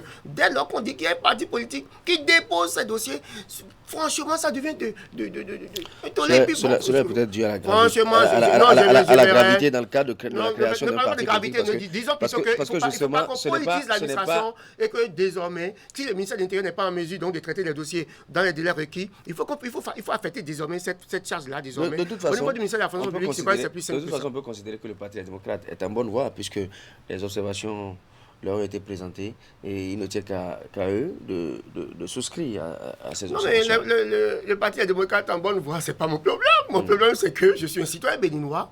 Et je considère que lorsque nous parlons de l'administration, il faut que l'administration soit dépolitisée. Ça, c'est ma préoccupation fondamentale. Maintenant que le Parti démocrate soit en bonne voie, je crois que bon, je ne suis pas un politicien. Que je crois qu'ils ont intérêt plutôt à s'arranger pour apporter les corrections et à attendre par la suite que le ministère de l'Intérieur, le grand ministère de l'Intérieur puisse finalement étudier les dossiers pour dire finalement, voilà, vous avez votre acte de naissance. Mais je dis, c'est dommage que dans un pays comme le Bénin, avec tout ce que nous avons comme expérience, qu'on en soit franchement à ce niveau, où lorsqu'on dépose des dossiers au niveau dans le cadre dans un ministère, qu'on ferme le ministère de l'Intérieur pas fermé, qu'on supprime donc cette charge au niveau du ministère de l'Intérieur, si tant est que les cas ne sont pas en mesure de faire le travail. Comment imaginez-vous la suite, justement? La suite pour moi, c'est que j'espère pour la santé de la démocratie. La santé de la démocratie béninoise, là, c'est plus une question d'administration, mais c'est une question de démocratie. Nous avons, tout le monde sait que le Parti des démocrates, c'est un parti aujourd'hui qui se réclame donc de l'opposition et pour donc la santé de la démocratie. Et pour une fois que le ministère de l'Intérieur puisse donc redorer le blason de cette institution-là, de ce ministère-là, parce que justement, qu'on dise encore que c'est parce que ce sont les démocrates, c'est parce que c'est un parti d'opposition, que finalement, ils n'ont plus le récépissé dans les délais. Je crois que c'est redondant. Et depuis plusieurs années, nous sommes en train de traîner cette plaie-là au niveau de notre démocratie. Il faut finalement que cette plaie-là soit soignée, que cette plaie soit traitée. Et j'espère j'espère que dans les délais requis, que ce parti, les démocrates, aura son récépissé et que finalement, bon, le reste, ça serait pour le scrutin. On verra bien ce que cela va donner. L'opposition qui justement tire à Rue et Dia, à quelques mois des élections présidentielles, avec notamment les passes d'armes entre candidats Zanaï et Léon Basile Rossi. Comment analysez-vous tout ça? Non, mais vous savez que nous avons une opposition décousue, comme nous l'avons dit dans une publication récente du quotidien Fraternité. Nous n'avons pas une position responsable. Parce que lorsque nous parlons d'opposition, nous parlons d'alternatives. Nous parlons des gens crédibles, des gens qui peuvent dire, par rapport à la gouvernance publique, voilà ce que nous proposons. Voilà ce qui est fait. Mais en lieu et place de ce qui est fait, voilà ce que nous proposons. Donc, vous voyez que je ne peux pas être un ami de l'opposition. Je considère donc que nous avons une opposition décousue. Nous avons une opposition où des gens qui se disent responsables ne sont pas aujourd'hui à même de proposer une alternative. Nous allons beaucoup crier, dire, bon, ok, d'accord, parti salon, j'ai le pays de telle manière, nous n'approuvons pas forcément ce qui est fait, mais aujourd'hui, de vous à moi, dites-moi ce qui se passe au niveau de l'opposition. Quelle est l'alternative? Si nous devons demain dire que nous allons remplacer Parti Salon peut-être en 2021, est-ce qu'aujourd'hui nous avons une alternative? Vous voyez aujourd'hui le professeur Joël Alvor qui fait le tour, et mais la seule préoccupation, c'est la démocratie. Il faut restaurer la démocratie. Mais nous n'allons pas manger au finish la démocratie. Nous n'allons pas manger au finish la démocratie. Je suis d'accord que nous sommes dans un pays démocratique et je porte beaucoup de réserves à la gouvernance du Parti Salon par rapport à la question de la démocratie. Parce que nous avons véritablement reculé au cours de 4 ans de gestion du Parti Salon. Mais je dis, lorsque nous avons un candidat, un potentiel candidat qui fait le tour du pays, et là, le seul message, c'est la restauration de la démocratie. Mais je dis, mais il y a un problème qui se pose. Et donc, dites-moi, au niveau de la gouvernance aujourd'hui, au niveau de l'opposition aujourd'hui, dites-moi ce que nous propose par rapport aux erreurs que nous reprochons, par rapport aux éléments, aux insuffisances que nous reprochons à la gouverneur du parti Salon. Qu'est-ce qu'on nous propose en termes d'alternatives au niveau de l'opposition? Nous n'en avons pas. C'est du vide, c'est du blanc. Heureusement, et donc, les bons offices du président Nicéphore Soglo, on va dire. Bon, office du président Nicéphore Soglo, je dis que par rapport au président Nicéphore Soglo, le président Nicéphore Soglo aurait pu appeler candidat Zanaï et Léon Basile Arossi, si véritablement le but est de laver le linge sale en famille. Si le but n'est pas de laver le linge sale en famille, à quoi aurait servi ces sorties du président Nicéphore Soglo? Vous comprenez donc que candidat Zanaï reproche à Léon Basile Arossi d'être mouvancier UP la nuit et résistant le jour. Basile Arossi reproche à Zanaï de rester dans une opposition claire sombre à partir Salon. Mais nous ne sommes pas dans les secrets des dieux, donc nous ne pouvons pas savoir nous autres qui a raison et qui a tort. Voilà. Mais je considère que si le président Nicéphore Soglo veut rester dans une posture d'arbitre, donc pour ramener les uns et les autres, pour qu'il y ait cette cohésion, mais ne serait-ce qu'un semblant de cohésion au niveau de l'opposition, le président Nicéphore Soglo, par rapport à son expérience, par rapport à son charisme, aurait pu peut-être appeler les deux hommes pour dire voilà la ligne directrice. C'est la preuve également, cette publication au niveau de Soglo, c'est la preuve également qu'au niveau de cette soi-disant résistance, que ça ne va pas, et qu'au niveau de l'opposition, que l'on a toujours du mal donc, à s'entendre pour véritablement proposer quelque chose de sérieux par rapport aux attentes des Béninois. Très rapidement, monsieur le PRD, qui a organisé récemment son université de vacances et le ton, on a observé que le ton a monté quelque peu, quand même ce parti se réclame de la mouvance. Quelle lecture faites-vous des différents discours en marge de l'université de vacances du PRD? Je suis comme ceux qui pensent que le PRD s'amuse un peu trop à pleurnicher à chaque sortie. Et je suis de la mouvance et on me piétine, je suis de la mouvance. Mais si tu n'es pas à l'aise dans la mouvance, mais il faut quitter la mouvance. Mais d'abord, la question qu'on se pose de façon fondamentale, qu'est-ce que nous appelons la mouvance? Mais lorsque vous êtes dans la mouvance, vous participez donc à la gestion du pouvoir. Dites-moi à quel niveau aujourd'hui le PRD peut se réclamer de la mouvance. Le PRD n'a ni d'élu, ni je ne sais quoi. Mais aucun cas du PRD positionné pour dire, bon, finalement, effectivement, nous nous retrouvons dans le cadre de la mouvance présidentielle. Donc, nous participons donc à la construction de l'édifice sous parti Salon. Aujourd'hui, qu'on nous dise aujourd'hui fondamentalement ce que fait le PRD dans la mouvance. Donc, la question fondamentale qu'on se pose, c'est que pourquoi à chaque sortie, on devra donc planifier? On dit vraiment, nous sommes dans la mouvance, mais on nous fait la guerre, on nous lit la guerre. Un parti sérieux qui n'a pas d'idéologie, un parti dont la seule idéologie est désormais je ne suis que dans la mouvance, ça veut dire donc que si j'ai des valeurs contraires, des valeurs que je suis en train de combattre, et s'il y a un pouvoir qui ne répond donc pas à ces valeurs-là, si le pouvoir prend le pouvoir, je suis toujours dans la mouvance. Dites-moi comment des cadres d'une formation politique peuvent s'asseoir et réfléchir pour dire désormais notre ligne directrice là, c'est la mouvance ou rien.